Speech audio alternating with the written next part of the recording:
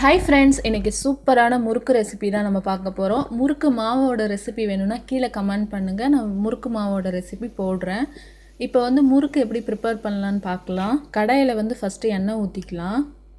நிறையா ஊற்றிக்கோங்க, அப்போ தான் முறுக்கு போட்டு நம்ம சீக்கிரமாக வந்து எடுத்துடலாம். கொஞ்சமாக எண்ணெய் விட்டிங்கன்னா முறுக்கு வந்து ஹார்டாக வந்துடும். நல்லா முறுக்கு முழுகிற அளவுக்கு நிறைய எண்ணெய் ஊற்றிக்கோங்க.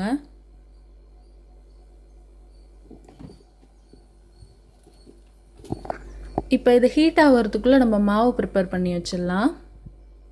இப்போ ஒரு பாத்திரத்தில் உப்பு போட்டுட்டு தண்ணி ஆட் பண்ணிக்கலாம். இப்போ உப்பு நல்லா கரைஞ்சதுக்கப்புறம் மாவு ஆட் பண்ணிக்கலாம். இப்போ நல்லா உப்பு கரைஞ்சதுக்கப்புறம் ஓமம் சேர்த்துக்கலாம். இது வந்து சீக்கிரமாக வந்து செரிமானம் ஆகும். இது சின்ன பிள்ளைங்களுக்கெலாம் வந்து இந்த ஓமம் வந்து அதிகமாக கொடுப்பாங்க. முறுக்கில் போட்டு அது ஒரு மாதிரி வாசனையாக சூப்பராக இருக்கும் அந்த ஃப்ளேவரு. இப்போ வந்து ஒயிட் கலர் எள் ஆட் பண்ணிக்கலாம். ப்ரெக்னெண்ட்டாக இருந்தீங்கன்னா இந்த எள் ஆட் பண்ணாமல் ஸ்கிப் பண்ணிவிடுங்க அதை. இப்போ வந்து முறுக்கு மாவு ஆட் பண்ணிக்கலாம். உங்களுக்கு எந்த அளவுக்கு தேவையோ அந்த அளவுக்கு ஆட் பண்ணிக்கலாம். இருக்கிறதுலே ஈஸியான ஸ்நாக்ஸ்னால் அது முறுக்கு தான். மாவு மட்டும் ரெடி பண்ணி வச்சிட்டோன்னா அது சீக்கிரமாக வந்து அதை ரெடி பண்ணிடலாம். இப்போ கொஞ்சம் கொஞ்சமாக தண்ணி தெளித்து மாவு வந்து பிசைஞ்சிக்கலாம். ரொம்ப கெட்டியாக பிசையக்கூடாது, ரொம்ப லூஸாகவும் இருக்கக்கூடாது, மீடியமாக பிசையணும் மாவு. ஆனால் லைட்டாக தெளித்து பிசைஞ்சு எடுத்துக்கலாம். முறுக்கு வந்து ரொம்ப கிறிஸ்பியாக வரதுக்கு இன்னொரு டிப் என்னென்னா, நல்லா ஹீட்டான ஆயிலை வந்து ஒரு 2 ஸ்பூன் எடுத்து மாவில் ஊற்றிட்டு அதுக்கப்புறம் அதை பிசைஞ்சிங்கன்னா முறுக்கு ரொம்ப ரொம்ப கிறிஸ்பியாக இருக்கும். இது மறக்காமல் ட்ரை பண்ணி பாருங்கள். இது ஒரு ரொம்ப நல்ல டிப்ஸு இது.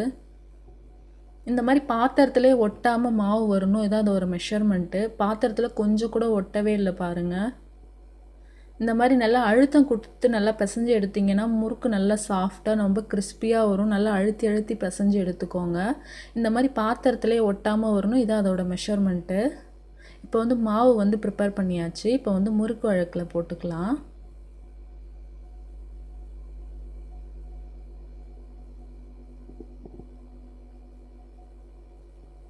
இதை நீங்கள் ஒரு 1/2 hour ஊற வச்சுட்டு கூட நீங்கள் முறுக்கு வந்து சுட்டிங்கன்னா இன்னும் சூப்பராக இருக்கும். நாங்கள் வந்து அன்றைக்கி அப்படியே உடனே தான் செஞ்சோம். ஆனால் கிறிஸ்பியாக ரொம்ப ரொம்ப டேஸ்டியாக வந்தது அன்றைக்கி முறுக்கு. இப்போ முறுக்கு அச்சில் வந்து போட்டுக்கலாம். ஆயில் நல்லா ஹீட் ஆனதுக்கப்புறம் ஒவ்வொரு டைமும் முறுக்கு போடுங்க, அப்போ தான் வந்து நல்லா வரும். ஆயில் ஹீட் ஆகிறதுக்கு முன்னாடி போட்டுட்டிங்கன்னா அது ரொம்ப ஹார்டாகிடும். இந்த மாதிரி ஒரு அடியில் வந்து ஒரு கரண்டி வச்சுட்டு அதில் சுற்றி போட்டிங்கன்னா ஈஸியாக வந்து சீக்கிரம் நம்ம வந்து சுற்றி போட்டுடலாம் முறுக்கு.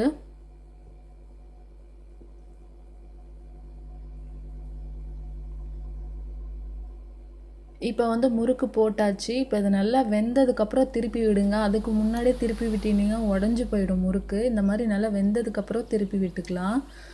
முறுக்கு எப்படி வெந்துருச்சுன்னா ஆயில் வந்து அந்த பொரியறது வந்து நின்றுடும். அதுக்கப்புறம் உங்களுக்கே முறுக்கு வெந்துருச்சுன்னு தெரிஞ்சிடும். அதனால் அந்த ஆயில் பொரியறது நிற்கிற வரையும் முறுக்கு வந்து நல்லா வேக விடுங்க. இப்போ சூப்பரான முறுக்கு வந்து ரெடி ஆயிடுச்சு. இது குழந்தைங்களுக்குலாம் நீங்கள் ஸ்நாக்ஸாக செஞ்சு கொடுத்தீங்கன்னா ரொம்ப ரொம்ப விரும்பி சாப்பிடுவாங்க. என்னோடய வீடியோ பிடிச்சிருந்தா மறக்காமல் சப்ஸ்கிரைப் பண்ணுங்கள். தேங்க்யூ.